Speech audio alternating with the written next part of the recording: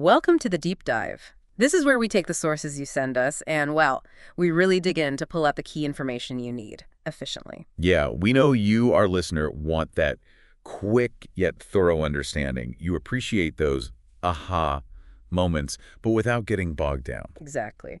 And today, we're diving into a really interesting document called Selecting Bible Stories. Mm-hmm. Our mission today is to explore how picking specific stories isn't just about sharing faith, but actually about setting the stage for starting new churches. Okay, so the sources are excerpts from a book, right? About strategically choosing Bible stories for different aims. That's right. And what's really key is how these stories, used in what the book calls an evangelism track, can prepare the ground for a church planting track. And we'll also look at a specific church planting story set from the book of Acts. It sounds almost like a practical guide. It is. And the core idea, it's quite insightful, is that the stories we tell aren't just for, individual belief. They're chosen to actually foster the idea of forming a church community. So it's intentional. Very. The book quotes Donald Barger, who stresses how these stories are instrumental at, every stage. Evangelism, discipleship, church planting, even leadership training. It's holistic. Right, so it's not just picking your favorite stories off the shelf. There's a method here. The book mentions these different tracks: evangelism, discipleship, church planting, leadership. And you might think they're sequential, like steps 1, 2, 3, but they often overlap. That overlap is crucial. The evangelism track, right from the start, can be designed to prepare people for that next step of forming a church. Well, even in the early stages, you're thinking beyond just the individual conversion. Exactly. You're using those initial stories to subtly introduce the concepts of community, worship, learning together, the things we see in the early church, planting those seeds. Okay. Now, the book actually starts with the Old Testament. It mentions Avery Willis's work and some themes that can sow these seeds even then. Yes. Things like the tabernacle, Solomon's temple being dedicated, and this idea that worshiping God isn't confined to a building. What's the connection there to church planting? Well, these stories introduce the whole concept of God's presence with his people, first in a specific movable place, then a grand building. And then it shifts. To something more accessible. Right, to the idea that God's presence isn't geographically limited. It lays a foundation for understanding what it means for God's people to gather and how God relates to that gathering. Okay, I see. Then moving into the New Testament, the book highlights specific stories from Jesus' ministry that serve this dual purpose. First up, Jesus sending the healed demoniac back home. Yeah, and the principle there is pretty straightforward. Sharing your experience with your closest circle, family, friend. He leverages existing relationships. Exactly. It's organic, less intimidating, a natural starting point for community, really. Then there's Jesus sending out the 12, telling them to find the person of peace, Matthew 10. The person of peace. That's a really interesting strategic concept for building community. How so? Think of it as identifying someone influential, someone respected in a new community. By focusing initial efforts there, you potentially gain access to their whole network. It's about connection and influence, rather than just hitting individuals randomly. Makes sense. Okay, then Matthew 16, Jesus' statement, I will build my church. Foundational. This makes it crystal clear. The church isn't just our idea. It's something Jesus himself is actively building. That gives the whole idea of gathering as followers a divine purpose and authority. The book also brings up church discipline from Matthew 18. That sounds maybe a bit intense for early evangelism. Well, yeah, it could seem that way, but the book frames it more in terms of serving Jesus within a community. So it introduces the idea of mutual accountability. Sort of. It subtly suggests that following Jesus isn't purely individual. It involves relationships, shared commitment, living out teachings together. Okay. Then the cleansing of the temple in Matthew 21, how does that fit? It highlights the church as God's house of prayer. It establishes a core purpose connecting with God, spiritual encounter, dependence, the sacredness of the gathering. And naturally, Jesus instituting the Lord's Supper, Matthew 26, Mark 14. A central practice, right? Remembering Jesus, sharing communion. Introducing this early helps people grasp a vital part of what it means to be a church. Then there's Jesus' prayer in John 17. The focus there is on the followers being in the world, but distinct, not of it. And Jesus' deep concern for their unity and well-being as a group. Reinforcing that sense of belonging to something bigger. Exactly. Their shared identity and mission. And finally, in this section, the Great Commission, Matthew 28. Which isn't just about individuals sharing faith, is it? It implies multiplication. Disciples making disciples, which naturally leads to forming new communities of faith. It's the engine. Got it. Now, the book is clear, right? Storytellers need to choose what works best in their context. It's not a rigid formula. Absolutely not. It's a guide. The key is that intentionality thinking about church planting, even during initial evangelism. Okay, so moving on. The document uses the book of Acts as a kind of model for church planting, drawing on Dr. Jim Slack's work. Yes, Slack identified this sequence of 13 stories in Acts that show how the early church actually started and grew. It's like watching it unfold chronologically. From the Spirit coming to Peter preaching, the first church forming. The opposition they faced, internal issues like the dishonesty with Ananias and Sapphira, disagreements. The gospel spreading through people like Philip, Saul's dramatic conversion. Peter going to Cornelius, the Gentiles being accepted, the church starting in Antioch, the links between churches. It's a whole narrative. That really covers the journey. And it provides a solid foundation, a model. Slack's work was really key in connecting these stories directly to church planting strategy. So building on that, the book offers a specific church planting story set based on Acts. But, and this seems important, it has to be adapted. Critically important. It's not one size fits all.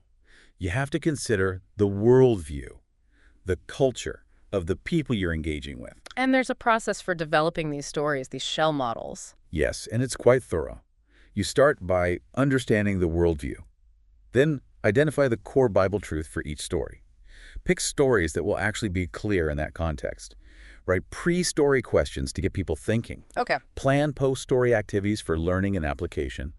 Outline the story, write it out fully, tell it, and then, crucially, listen to the response. And adapt based on that feedback. Exactly. It's a learning cycle. It's not just reciting. It's connecting, helping people understand, apply. And it's not just storying through Acts chapter by chapter. No, specific stories are chosen for their relevance to church planting. And the set can be abbreviated sometimes. The stories are often paraphrased, simplified, to really highlight those key church planting concepts. Okay, let's look at some examples from the suggested set.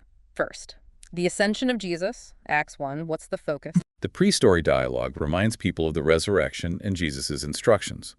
Listeners are prompted. Look for resurrection proof, commands, the ascension, what the angels say. And the story covers the 40 days, the kingdom teaching, the Spirit promise, waiting in Jerusalem, the ascension, the angel's promise of return. Right. And the post-story discussion connects it directly to action. Tell family and friends about Jesus. Obey the command to witness because he's coming back. Okay, next, becoming a church, Acts 2.1 to 4:7. Big one. Huge. Pre-story. Disciples obeying, forming a church. Listen for being filled with the Spirit, Peter's message, their actions as a church. The story covers Pentecost, the wind, fire, languages, Peter's sermon explaining Jesus, the people asking, what do we do? Peter's call to repent and be baptized, 3,000 responding. And then that vivid picture, learning, fellowship, sharing possessions, prayer, miracles, eating together, Lord's Supper, praising God, community goodwill, daily growth. And the post-story zeroes in on those actions. Exactly. Sharing the gospel, baptizing, doctrine, fellowship, Lord's Supper, prayer, mutual help, praise, goodwill, growth.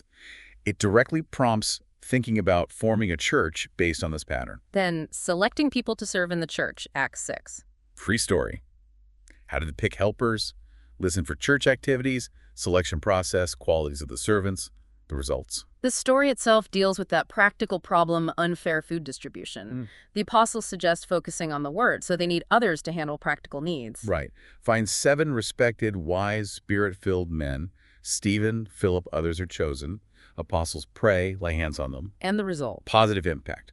Their service freed the apostles. More people became interested in the word, even leaders. So the post-story focuses on problem-solving, servant qualities, member involvement in selection, and the good outcomes of following God's leading. Precisely. Now, suffering persecution, Acts 6.8, 7.60. This one's context-dependent. Yes, depends if people are facing persecution or needing to break from old traditions. Pre-story, Stephen's message, leader's reaction, what happened to him.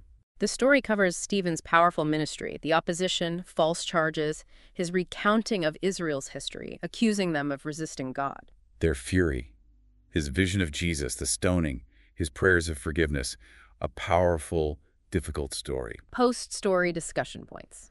Persecution of followers, God's view on idolatry, if relevant, mutual support in hardship, Stephen's forgiveness, Jesus receiving him. Okay. Sharing the good news with strangers, Acts 8, 1-36. Philip's story. Key for showing outreach. Pre-story. Philip sharing with Samaritans, enemies. Their response, baptism, Philip's obedience. The story follows Philip to Samaria after persecution scattered believers. Miracles, baptisms. Then the angel directs him to the desert road. Finds the Ethiopian official reading Isaiah, explains it's about Jesus, the official believes, sees water, asks to be baptized. Simple, powerful obedience. Simon the sorcerer detail can be added if relevant. Post-story takeaways. Share with everyone, even perceived enemies, the joy of receiving Christ, importance of baptism, Philip's obedience, and if needed, God's rejection of magic. Got it. An enemy becomes an ally. Acts 9, 1-19. Saul's conversion. This is encouraging for church planters. Hugely. Pre-story. Saul's encounter with Jesus, Jesus' words, Saul's response, Ananias' role. Remember, Saul was complicit in Stephen's death. The story. Saul heading to Damascus, the light, the voice, why are you persecuting me?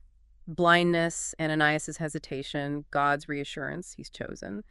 Ananias healing and baptizing Saul. Saul immediately preaching Jesus in Damascus. People amazed, powerful preaching, plots against him, escape, fear among Jerusalem believers, Barnabas vouching for him, more bold preaching, another plot sent away to Tarsus. What a turnaround.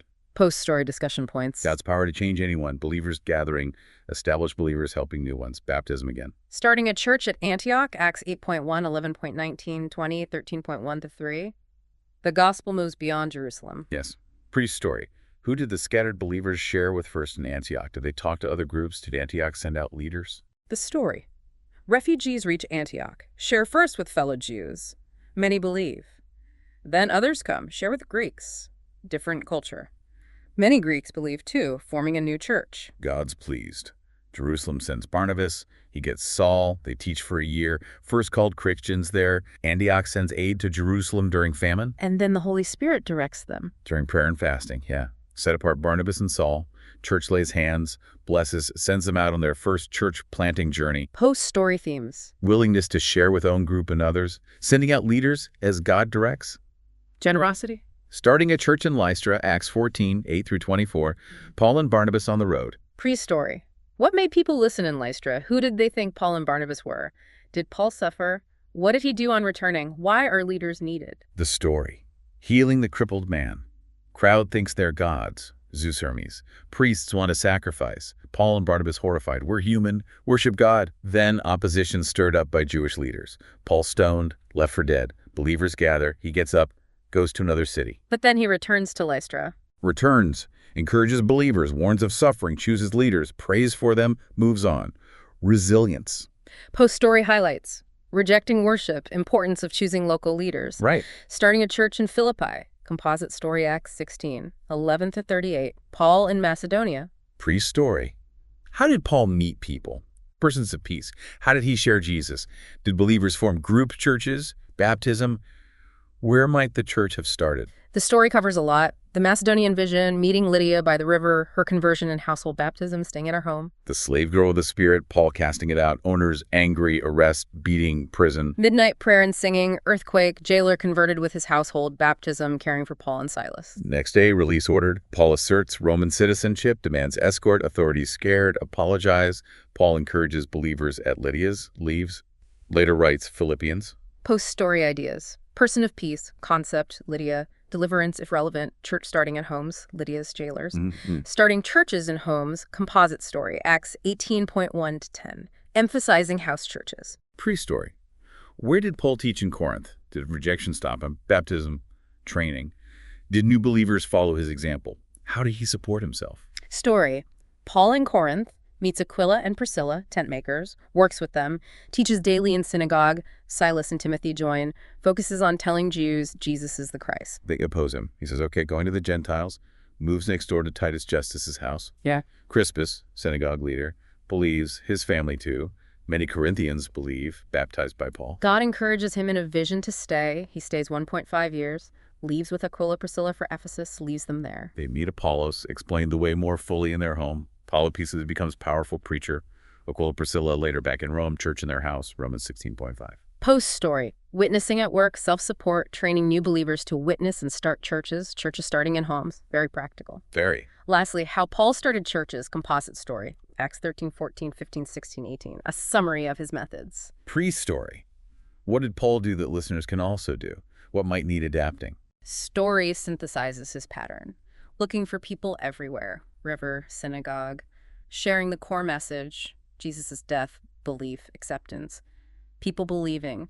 Lydia, jailer, Crispus, Aquila, Priscilla. Baptizing them. Gathering them into churches, often homes. Seeking God for leaders. Appointing them, like in Lystra, praying, and trusting the church to them. Moving on. Post-story. Reinforces the natural approach. Find, tell, baptize, gather, appoint. Encouraging for new believers. It demystifies it a bit, doesn't it? It does. Okay, so that's the core church planting set.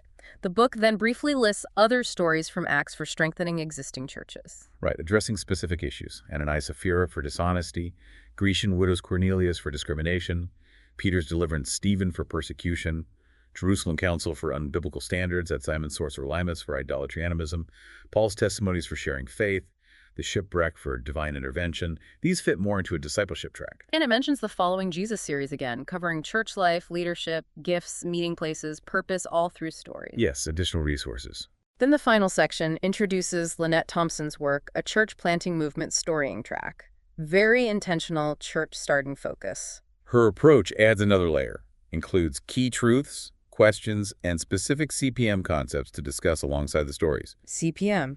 Church planting movement concepts, things often observed in places where churches are multiplying rapidly. Her track looks at Acts through this lens. She focuses on narratives like the first church is planted, Acts 1-2, the church as a seedling, Acts 3-4, reproduces and is pruned, Acts 11-15, and bears fruit, Acts 15-16. And for each, she lists truths from the story, things listeners discover in discussion, not taught up front, and then connects them to CPM elements and factors. Like the 10 universal elements, 10 factors, POECH principles, participative, obedience, unpaid sell house, MEOL principles, model, assist, watch, leave, even obstacles to CPMs. Right. These become frameworks for the post-story questions, prompting deeper reflection on how these movements happen. So for the first church, Acts 1-2, truths include devotion to prayer, spirit-led, immediate baptism, everyone involved, meeting in temple and homes, no paid leaders initially, praise, community approval, God adding numbers. And the questions link these to CPM principles. How did they pray? Why wait for the Spirit? Significance of tongues. Why immediate baptism? How did they live it out?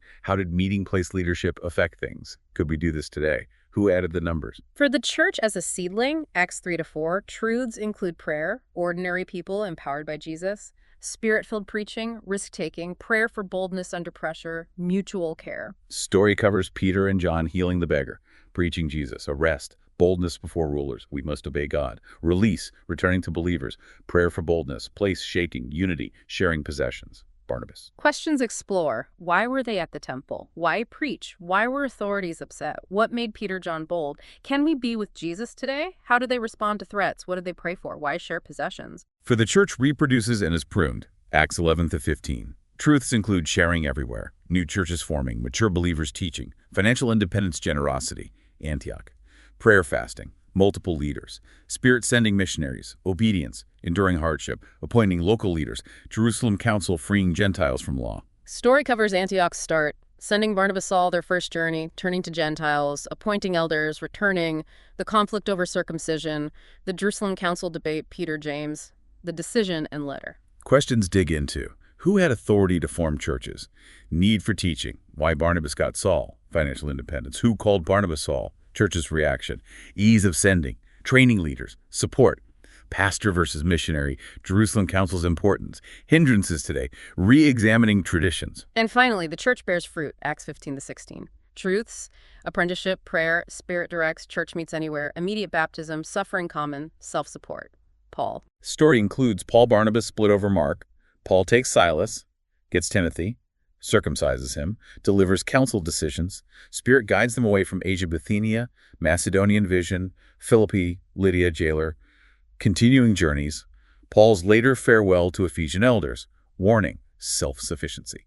Questions cover why the split, apprenticeship importance, how Spirit guides, meeting places versus buildings, immediate baptism, why suffering, self-support possibilities, and again, connecting to CPM concepts. It adds a real strategic depth. It really does. It pushes beyond just telling the story to analyzing the dynamics of movement. So wrapping this up, our deep dive into selecting Bible stories reveals a really strategic approach, using Bible stories not just for evangelism, but as like foundational elements for starting and strengthening churches, especially using Acts as a model. Yeah, what's striking is that intentionality right from the very beginning, choosing stories with church planting in mind, and the practical steps, the CPM principles. It offers a proactive, adaptable toolkit. And for you, our listener, keen on getting that deep understanding efficiently, you now see a specific methodology for church planting through storytelling, grounded in the Bible and practical experience. Which leaves us with a final thought to chew on. Given these detailed strategies, this focus on intentionality and adapting to context, how might these principles of intentional knowledge sharing and community building apply in other areas you're interested in, other fields, other projects in your own life?